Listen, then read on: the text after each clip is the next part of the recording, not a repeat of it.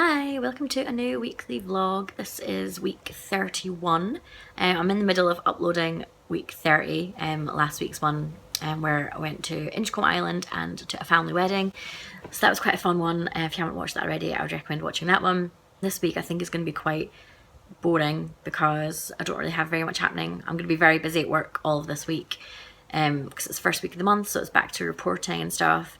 Today's kind of one of those boring housey days of tidying up the bedroom and washing bedding and all that sort of stuff. So just like a normal day at home. Wimbledon's on, so Blair's going to be watching tennis all day, which means that I can kind of just sit on my laptop and watch YouTube videos, which I'm looking forward to. Once I've done all my chores, obviously. I've just been wiping down this makeup storage thing because it was so dusty. So now it's all nice and clean, and now I need to wipe down this whole area. And then I'm going to hoover, this might sound weird, I'm going to hoover the mattress and pillows because it's never, I don't think we've ever done it. And whenever I watch like that obsessive compulsive cleaners thing, they're always hoovering their mattresses. So I thought I would give it a go just so we can make sure we've got a nice clean mattress before we put the new bedding on. Don't judge me. So I've just emptied out all the crap that's been piled up in the bottom of my wardrobe once again. One of these days I'm going to get out of that habit. Right, now that's tidy, time for lunch. Is there anything more satisfying than getting into fresh bed sheets on a Sunday night? Today's been one of those days where I feel like I've basically not stopped all day, but I've ticked hardly anything off my to-do list, which is the worst type of day to have. I got into the office at 8:40 this morning, and apart from like a 20-minute break where I nipped out to buy a sandwich and come back and eat at my desk, I didn't stop until like 6:10, so I feel drained and knackered and actually quite like shaky as well, which I think maybe is just because I've not drank very much water today, not eaten very much, and I've sat looking at a computer all day. Just ordered a Chinese because I forgot to take anything out of the freezer this morning, and I'm not in any mood to cook tonight either. Not the healthiest start to the week, but I don't really care. Also, last night I got so annoyed by how long it was taking me to brush my hair after getting out of the shower. No exaggeration, it took me about 20 minutes to brush the tangles out of my hair. It was ridiculous. So I was so annoyed by that I immediately went onto my laptop and booked a hair appointment for Saturday. So I'm planning on getting a couple of inches taken off this because it's just driving me insane. I feel like it just doesn't do anything. It's just like lies there looking crap, and it just takes forever to brush it and to blow dry it. So I'm gonna get maybe like 4 inches or something taken off it. I was going to say you'll see that later on in the week, but you won't because my appointment's booked for Saturday, so you'll see that in next week's vlog. I seriously feel so weird. Like, just like my whole body's all shaky.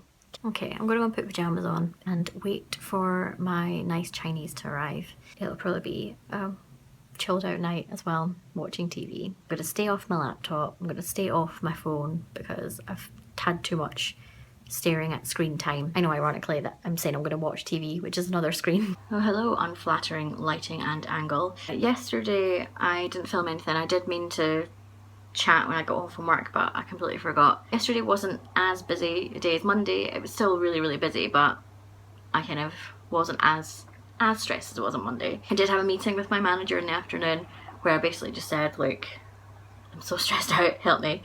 And we went through my stuff and kind of worked out who could help me out on things and what things I can maybe look to start moving over to other people. So that made me feel a lot better because it's like I know now that I don't need to worry too much about everything. Like, I can get other people to help me out with stuff. So yeah, I feel a bit more positive now. One thing I was thinking about yesterday, and feel free to roll your eyes at me because this is the exact opposite to what I said a couple of months ago, is that I'm thinking of maybe going back on Slimming World and not like going to classes. I'm definitely not going back to classes, but I mean like following the plan myself and seeing how it goes. I'm not fully decided yet, so I will kind of let you know when I have decided, and I might do a video about it because I realise that not everyone who watches my videos cares about that, so I won't talk about it like fully in the vlogs. By like complete coincidence, 3 people that I follow on YouTube uploaded videos in the last couple of weeks all about restarting Slimming World.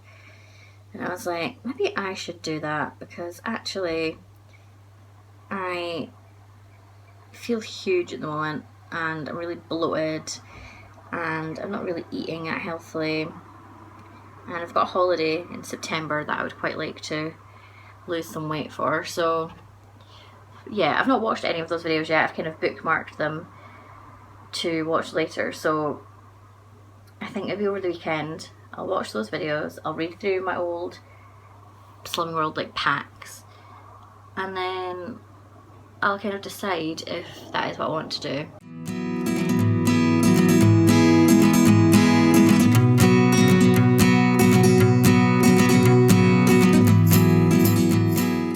Done! I feel like this week I've hardly filmed anything.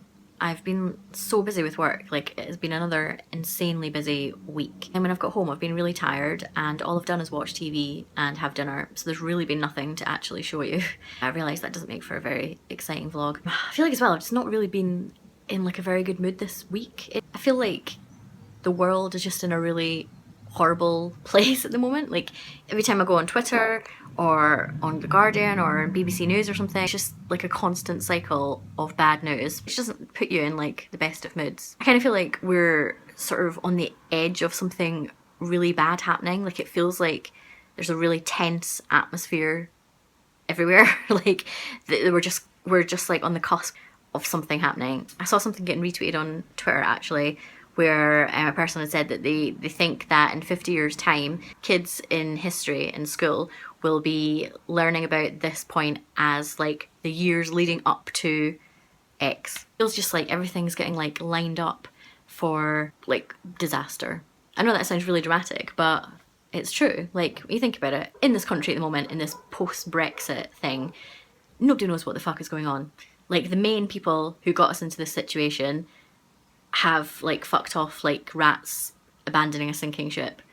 We've got the prospect of an unelected Maggie Thatcher 2.0 becoming our next Prime Minister, which is just great for everybody. Meanwhile, the Labour Party, who should be at the moment presenting this united, viable opposition party, are imploding in on themselves, mainly because nobody will just leave Jeremy Corbyn alone to do his job. And it feels like the country is kind of in this very angry state. The whole campaign has stirred up like a lot of anti-immigration tension, and it's just not very pleasant. Over in America, there's been more mass shootings, more black people being killed by police, and you've got Trump over there kind of stirring up all this like us and them mentality of like demonizing Muslims, saying he's got to put up a wall between US and Mexico, and again it's just kind of like riling up this like racist mentality, which is similar to what happened over here. Because when you think about the Leave campaign, a lot of the propaganda was all about like the anti-immigration thing and about